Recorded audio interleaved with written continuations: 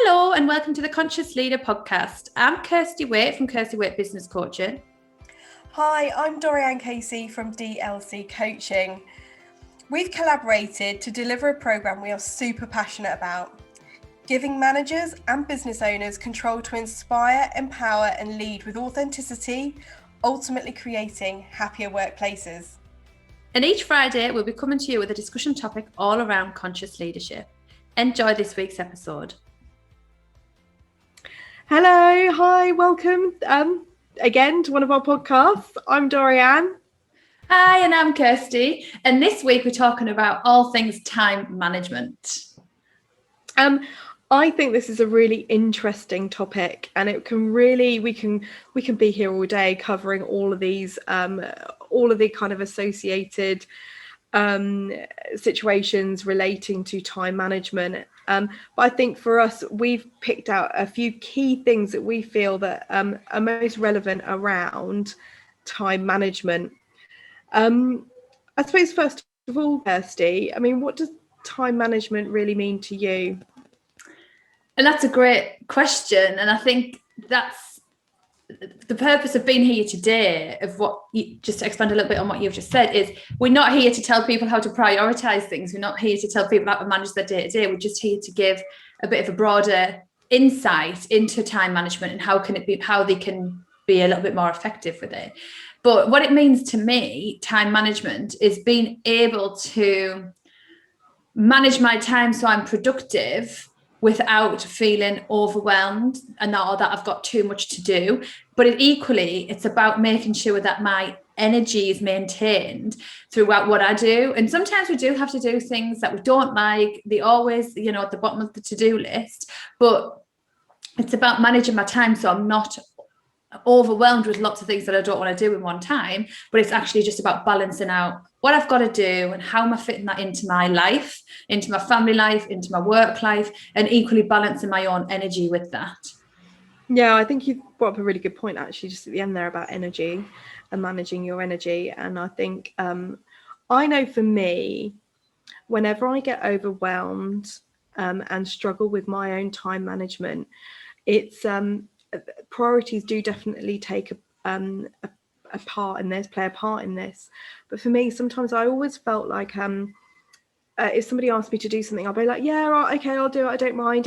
And I'd end up taking on all of these tasks and then realizing it's like, oh no, crap, I've literally, and nothing's actually for me, or very a limited amount of stuff is for me. And I was ended up taking on all these things because maybe I wanted to please people, maybe I've totally underestimated my time and availability. And I think as time's gone on, I recognize that. And actually another point that we're going to be bringing up is setting your boundaries. How do you stop yourself? How do you kind of say no? I think that's one of the things. Oh, that is so key, like so key, because I think exactly what you've just said, if we end up taking on other people's tasks, other people, what they should be doing, we end up taking it on. And unless we manage and set those boundaries, then people will just keep piling it on and we'll just keep accepting it. And it's not necessarily about saying no to everything. It's about understanding what's your actual responsibility, what are you accountable for, and what have you got the capacity for? And and it's about being clear and managing other people's expectations of, this is my boundary, this is what I'm doing, this is my time, and it's precious. Your time's precious, and unless you appreciate your own time, no one else is, and everyone else will just keep piling on. So it's really important. Like for me, boundaries is like number one for me for time management. I also think when you recognize those boundaries, you suddenly realize actually how important it is to kind of make sure you have that downtime, because I know, and sometimes I actually do it now, but I'm very conscious of it. I'll have my diary and I'll jam pack it with barely any gaps, and I'll be like, do you know what? If I can fill this day, then I can have a more freer day the following day or whatever.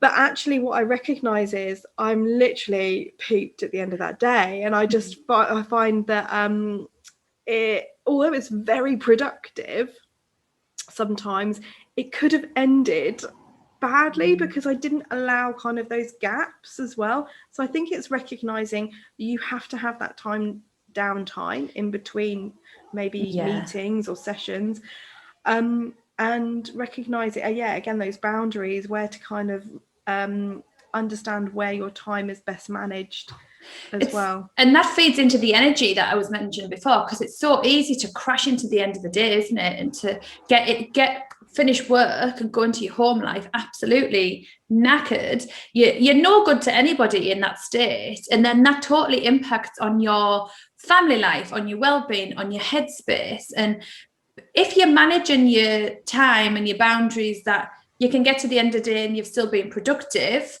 and you're kind of flowing into that state, into home, it makes it a lot nicer for everybody involved and for you in particular. And then you're ready to go again the next day, rather than waking up the next day thinking, oh my God, I'm absolutely like exhausted from yesterday.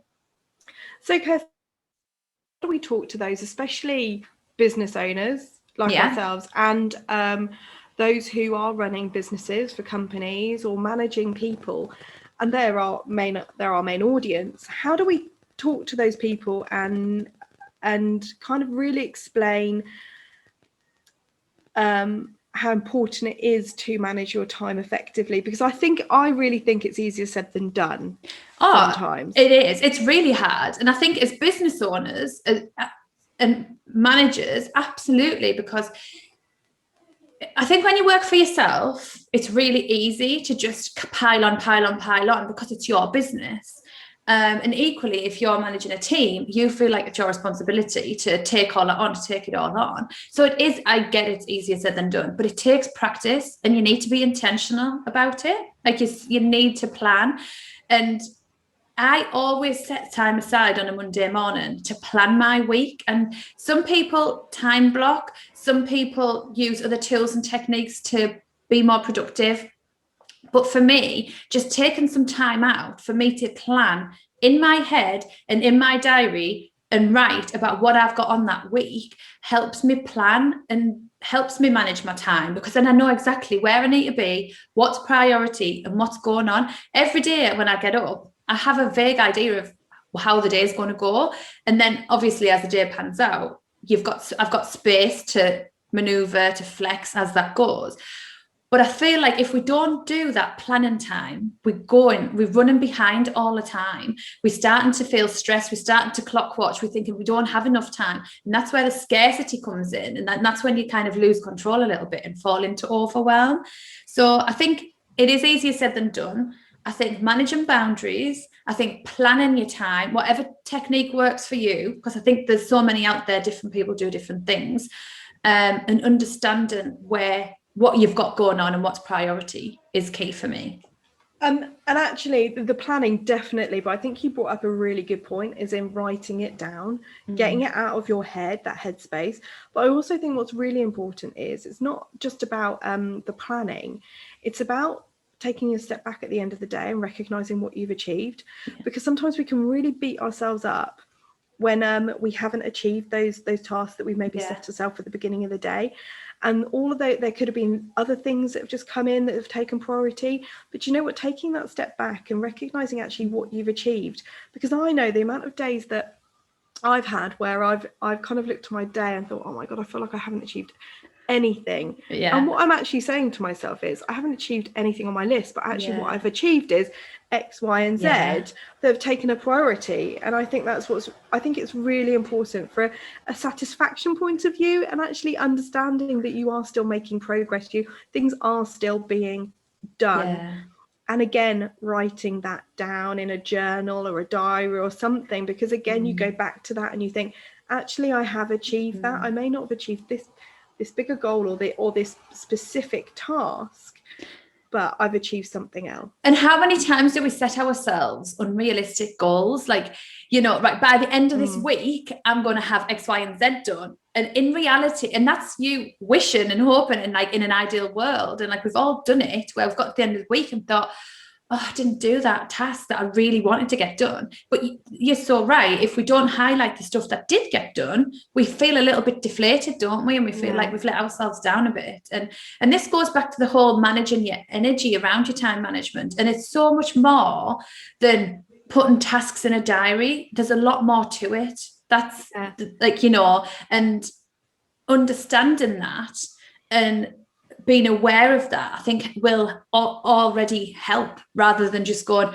right, excuse me, like, here's my huge, massive, long to-do list. Like, what do I do? Like, where do I start? Because straight away you're just overwhelmed. Whereas, like, if you understand, like, right, okay, how do I manage these? Where do I need to set expectations? How do I plan this into my day? How do I manage my energy as I go through the day? I just feel like you're a little bit more organized, but it's really tricky. It is really tricky, and it's something that we all fall down on. Do you know what I think, Kirsty? You brought up some really good points there, actually, regarding in terms of like the amount of tasks that you have to do and the lists and stuff. There is a really, really good tool, as in a takeaway for any of you listening, is the Eisenhower matrix, the time management one, where he goes through the important, not important, and it's a really good matrix to kind of really use. Look it up, to really understand if you do have that really big list where you're sat in overwhelm and thinking, oh my God, I've got 101 things to do. It's a good way of prioritizing the importance level of that. And maybe even, I think also what's important, coming from coaches as well, is put your own kind of date deadline on it as well. Instead of thinking, oh God, I really feel like I need to get this done today, think actually in the whole grand scheme of things within that matrix, when is it important to get that done? Or who can I ask for some support if I've got all of these things to be done by this deadline? I physically can't do it. Who can I ask for support around this as well? We'll post that matrix on our that'll be on our DK coaching page on LinkedIn this week, so they can just head there to check that out. But that's a really good one. And on there, on the bottom right square of not important and not urgent, it's like, why is that on your list? It's like, remove that from your list. It's absolutely, because we all have so many little tasks on there that either just need to get done and get off, or just remove them. Just do it or move. And I think that's from a manager's perspective of when we're talking about when you've got a team of people, you feel like you have to be available all the time as well. So that's another area where you constantly being drained of time when you've got your expectations and your diary and your plan. But when someone that works for you or is doing some work for you comes into struggle or needs an issue, the first thing they're going to do is just drop into your inbox or call you, or they want your attention straight away. So it's understanding and setting expectations from those people as well, of like, when are you available? Because if you were just available to all people at all times, you're going to be incredibly busy firefighting other people's issues. So obviously if something's incredibly urgent and critical, they need to get hold of you, fine. But do you need to allocate certain times, certain days, or certain rules of like, email me and I'll get back to you at this time on an afternoon? Or to try and manage expectations of others and how their workload may impact your plan and workload as well in your time. I think also using your network for your team as well. Who do you know in your network that can help your team as well? I mean, it also kind of stems back to their obviously level of time and so on, but really kind of put it out there, because you know what, you just as much as you may think that you can help them solve this problem, who else is out there that can help them solve this problem too? Just recognizing that, like drawing upon all your resources, rather than you feeling that actually you are the beacon of all knowledge and you have to be able to kind of offer that straight away. And even if you're a business owner, that's just yourself. Like, so there's you, yourself, and I. You don't have a team to rely on. There's other ways that you can outsource things. So, just things around the house, like cleaning and gardening and your partner or your children. There's other people that you can ask to get to support you in other ways to free up your time to focus on your business or on other tasks. So just because you don't have a team doesn't mean you don't have any support to outlay. Or equally, you might decide to get some outsourced support, into your business on certain areas. So there's ways there's ways to get support, even if there is just you in your business. And I think actually, if your argument there is actually I don't have the money or those resources, is actually having that, looking at your matrix and thinking, actually, is it important and urgent? Because if it is, you need to find a way. Because otherwise, how are you going to move forward? How are you going to either grow your business or move things forward? Generally. So I think it's understanding those levels of priority and what is vitally important for you to get done. So do you know what, if it is like paying a gardener or a cleaner or whatever, okay, you're going to be however much out of pocket, but eventually the long-term goal, what is that going to achieve? What are you going to achieve from that as a result?